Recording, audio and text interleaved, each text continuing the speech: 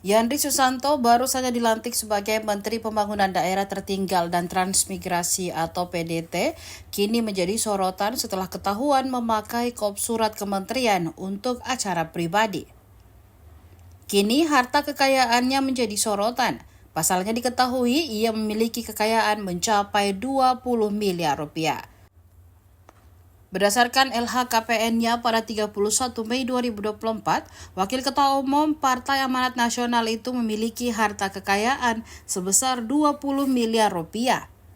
Sebelum menjabat sebagai menteri, Yandri dikenal sebagai seorang pengusaha sukses dengan pengalaman luas di berbagai sektor, termasuk pertanian, teknologi, dan properti. Sebelumnya diinformasikan, Mahfud MD menyoroti adanya surat edaran dari Yandri Susanto yang berisikan arahan kepada kepala desa di wilayah Kramat Watu, Serang, Banten untuk hadir dalam acara tasyakuran dan hari santri.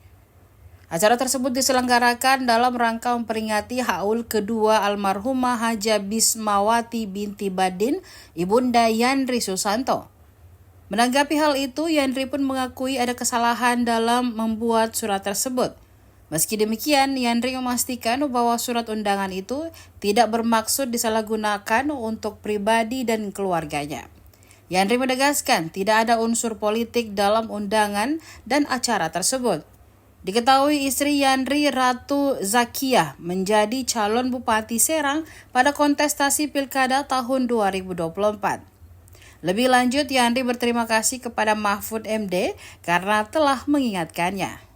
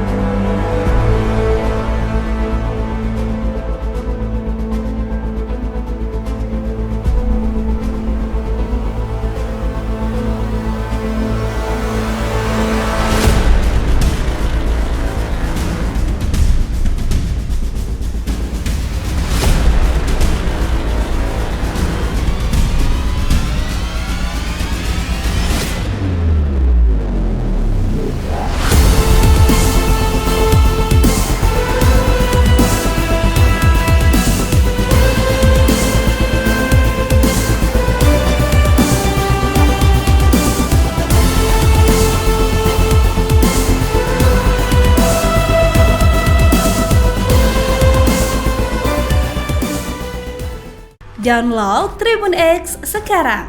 Menghadirkan lokal menjadi Indonesia.